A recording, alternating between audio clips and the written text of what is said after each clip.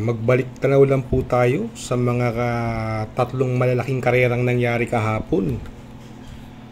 Ito po, yung 3-year-old locally bred stakes race kung saan nagwagi si Primavera. Ito tingin ko si Every Sweat Counts masyadong malayong nauna. Unang lundag, 5 kabayo agad. Hinahabol siya rito ni Fitbel. Ni Ruby Bell, sorry. Ni Ruby Bell. At ni Dakis sa loob. Yung nanalo dyan, wala pa yung nanalo dyan eh. Yung nanalo dyan, pangatlo sa bugaw, si Primavera. First time niyang pinarimate. Magaling talaga yung Pati Dilemma.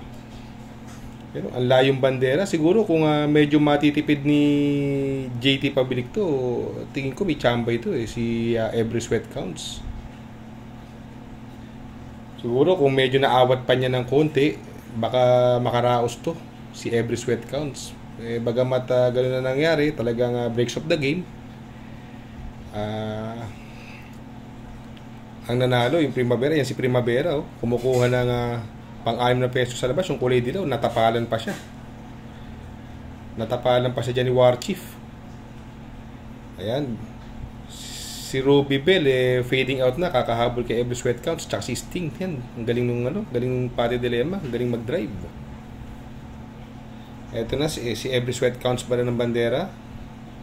Pero fading out na siya, fighting for dear life, at pakunan ng unan si Primavera. Magaling talaga yung Pati Dilemma.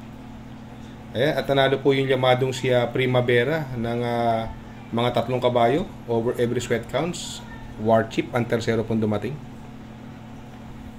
Yamado po ang nanalo dyan, si Primavera.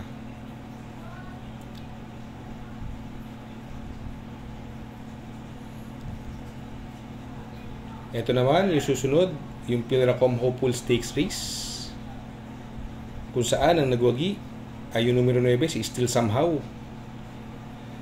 Sayang at hindi natin natunghayan yung magandang laban at na-scratch yung numero 7 Wolf 359 at numero 8 si Boss Lady. Yan, bandera po si Boss Uno. Si Boss Uno po ang nauna dyan. Ang ganda ng tinakbo niyan Boss Uno mga kakutsero horse to watch yan. Samantalang tinalo lang sa race 1 ni Service Deluxe yan. Ang galing ng tinakbo ni Boss Uno. Ayan siya po nauna. Hinahabol po siya ni Fitbel. Si Fitbel yung nasa labas. At si Beltuna yung sneaking sa loob. Wala pa dyan si Still Somehow. Yung kulay green ng divisa, kumukuha ng pang-5 pwesto. Bandera pa rin si Beltuna. Habulan sila ni Fitbel. Ang galing ni Boss Uno Sakay ni Lester. Ang galing ng tinakbo. Yan bibo pa ng bibo si Boss Uno dyan. Si Fitbel, lucha ng lucha sa kanya at swak po sa loob si Beltuna. Kumukuha na po ng segundo pwesto at yung nasa labas, si Still Somehow. Siguro naging breaks of the game dito. Yung maganda rin yung prueba ni Still Somehow nung nag-barrier sa milya. Nag-1.42.6. Yan, between Beltuna and Still Somehow na. At medyo lamang sa pwesto na si Still Somehow.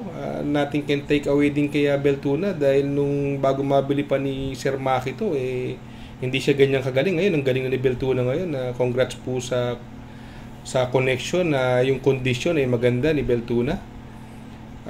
Talagang medyo magaling lang talaga yung Still Somehow. At yan, papuntang meta, nanalo po si Still Somehow ng 2 kabayo over Beltuna. Tersero po yung dihadong Boss Uno. Horse to watch po yan. Magandang dihado yung Boss Uno na yan. Nakipaglutyahan pa.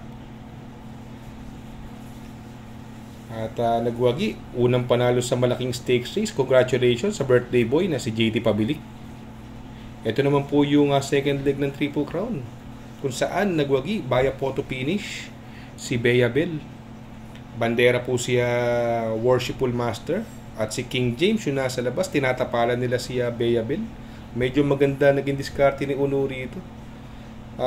Medyo dumistansya siya kay Batang Manda dahil nung first leg dikit-dikit sila ni Worshipful Master sa unahan. Si Worshipful Master bandera, habol sila ng habol ni Batang Manda. Ito tinatapalan pa ni King James si Bayabel para pumasok sa loob. Para sa loob siya magparemate, pero hindi binigay ni Uno. Si Worshipful Master pa rin ng bandera dito ng 2 kabayo over Bayabel. King James nasa labas. 4 peso si Batang Manda. Ayan, wala pa si Ghost dyan. Si Ghost ay bugaw. Bandera pa rin si Worshipful Master. Unang pagsubok, nakukuha ng unahan si Uno. Medyo sumabit siya kaya Worshipful Master. Lumayo uli ng 1 kabayo. Bayabel pa rin segundo pesto. Nasa loob si Batang Manda. May maganda pa tinakbo dyan si High Dollar. Si High Dollar, horse to watch din yan sa susunod. Antibay din. Papasok ng 4th turn. Worshipful Master pa rin ng bandera. Susubok na naman si Bayabel at bibigla sa loob si Batang Manda. Si High Dollar, antibay. Pang-4 na pesto rito. Yan, lumalapit si High Dollar, nasa labas. At papasok na po ng rektahan. Bandera pa rin si Worshipful. 2 horses between Worshipful and Bayabel. Sumabit na naman si Bayabel.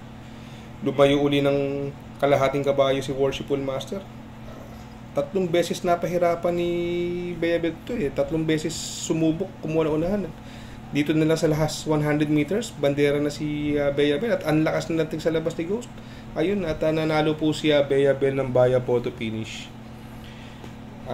Sa third leg, abangan natin kung sino ang mananalo sa third leg dito sa laban na to. Siguro ako sa sarili kong opinion, kung walang Worshipful Master, tingin ko makukuha ni Bayabel yung third leg. Pero kung nahandyan si Worshipful Master, pwede siyang match